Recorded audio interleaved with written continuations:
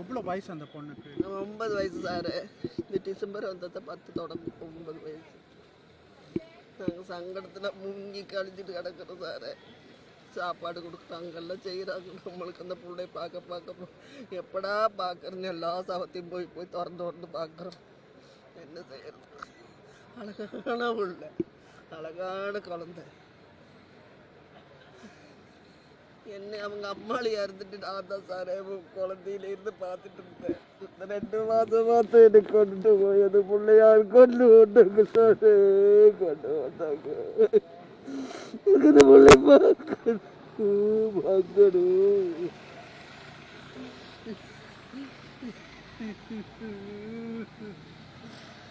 பிள்ளை பார்க்கணும், முகத்தை பார்க்கணும்.